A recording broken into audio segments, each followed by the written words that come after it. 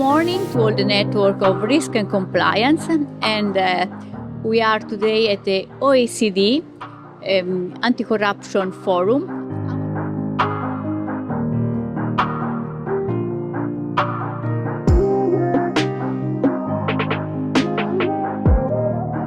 So we just start with a question because we are in the anti-corruption place.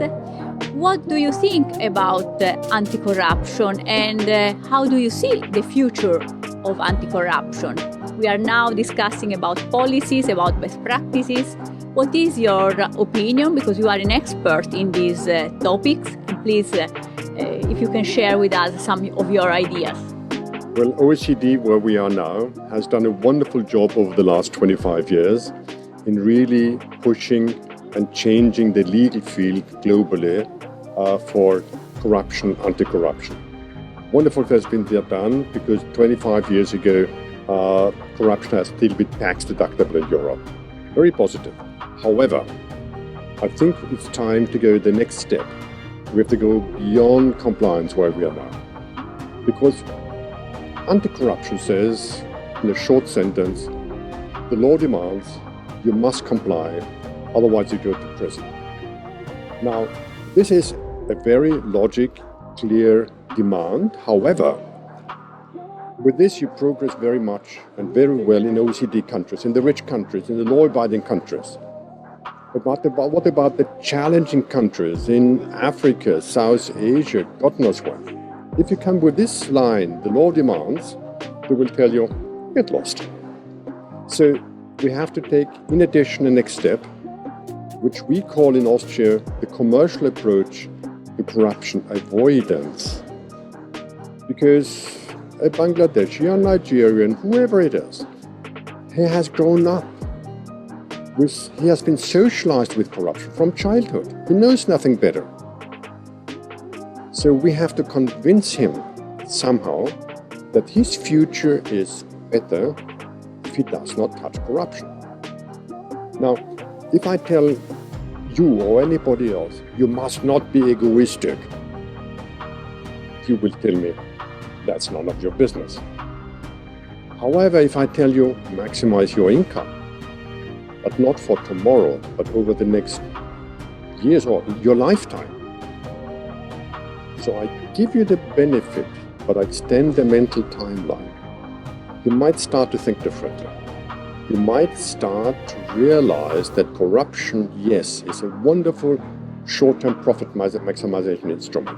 However, in the long run, it might hurt you because there's less investment in your market, your children will have no job, your money you've made is insecure. An average, a corrupt person can keep 30% of the 100% he's made originally, 70% he has to dole out to friends of heart and pocket. So there's a high risk. And it's not the police agencies of a country which are the prime movers. It's your old friends or competitors or your colleagues. And if you don't pay up, they will tell you, they will tell somebody that you're corrupt. Where's the money going? So we have to go beyond compliance. We have to motivate the presently corrupt and teach them how it's in their own personal interest, long-term, to avoid corruption.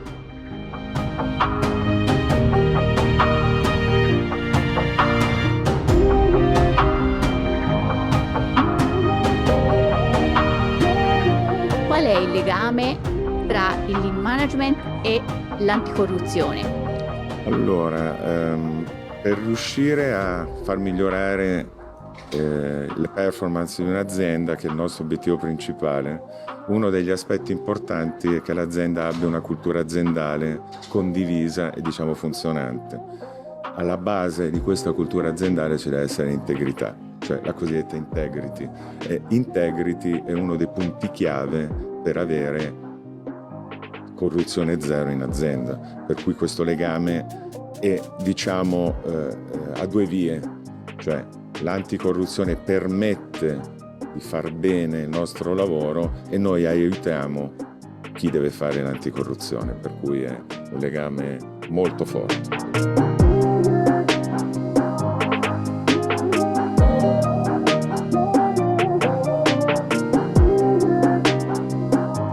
Valentina, grazie per essere qui.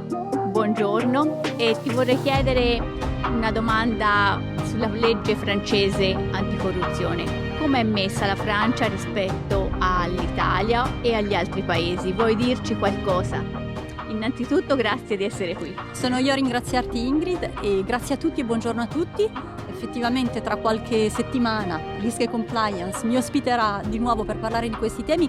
La legge anticorruzione francese è una legge che è stata adottata nel 2016, il 9 dicembre è stata pubblicata, è la giornata mondiale di lotta contro la corruzione, ed è una legge che ha permesso alla Francia nel giro di pochissimi mesi o di pochissimi anni di fare un salto di qualità. La Francia era un paese che soprattutto in materia di corruzione internazionale, la corruzione di agente pubblico straniero, che è la corruzione che è stata penalizzata in primo luogo dall'istituzione che ci occupa e che è l'OCSE, in questo tema la Francia aveva qualche passo in più da fare, ed è stata la legge del 2016 che ha permesso alla Francia di fare un progresso rimarchevole attraverso una misura principale, che è stato l'obbligo imposto al settore pubblico e al settore privato di adottare dei programmi di prevenzione della corruzione.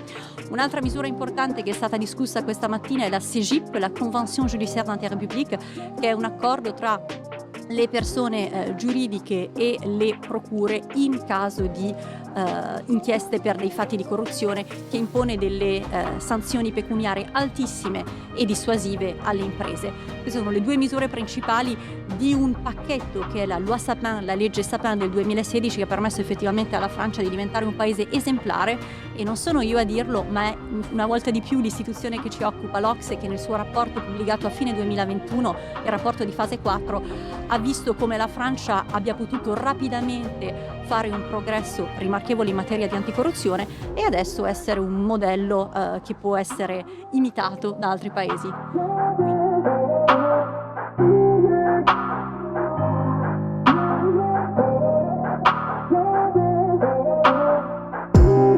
A Roberto vorrei subito chiedere uno dei topic che abbiamo visto, degli argomenti ricorrenti, è proprio l'uso dell'intelligenza artificiale nella lotta alla corruzione.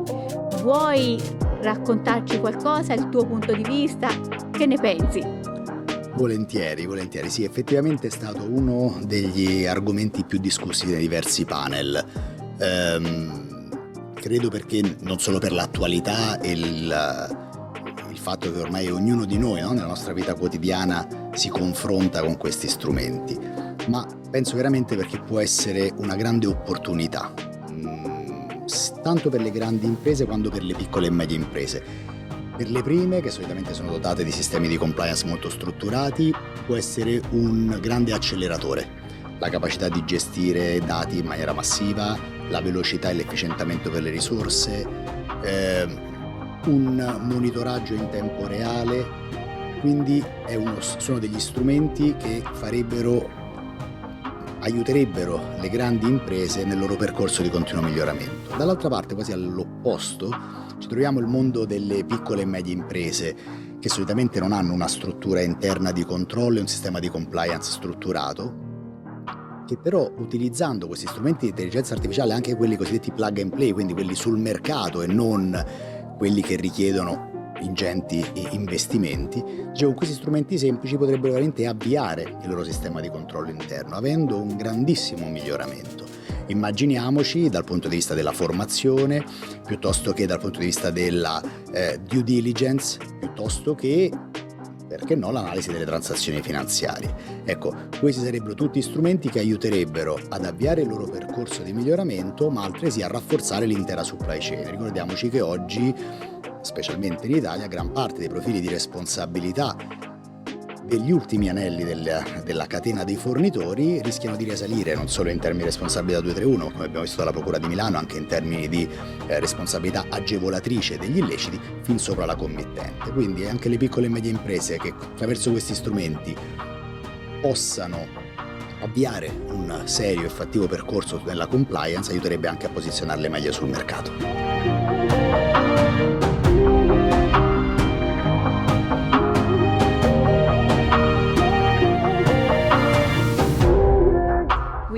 listened to many different panels. You were also involved in some of these speeches and panels. And what do you think about technology? How is and how could technology shape the anti-corruption fight? Thank you very much for the question, Ingrid. Technology is shaping our lives, our business, and also in the compliance arena. It reduces the costs, improves the efficiency, but also brings new challenges and new risks for our tasks. Yeah. It's a must that we implement technologies, not only artificial intelligence, but also different types of technologies, to be more effective and more close to the business.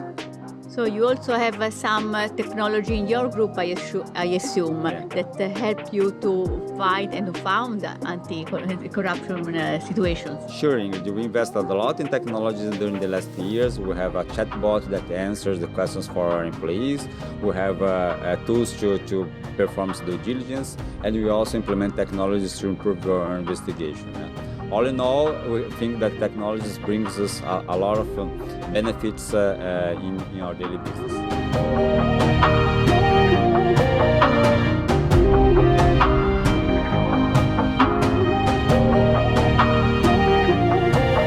And I just want to ask you your first impression about the news coming from this first day conference of OECD. Thank you, Ingrid. I believe that after the first day of the conference, we can speak about three main issues that have been pinpointed in different panels. First one is harmonization of regulation among different jurisdictions. The second one, I would say, is building bridges, and building bridges basically are prioritizing public and private sector partnerships. And the third very important issue that was pinpointed today was the use of AI and digitalizations in order to make more efficient the management of compliance and integrity in companies.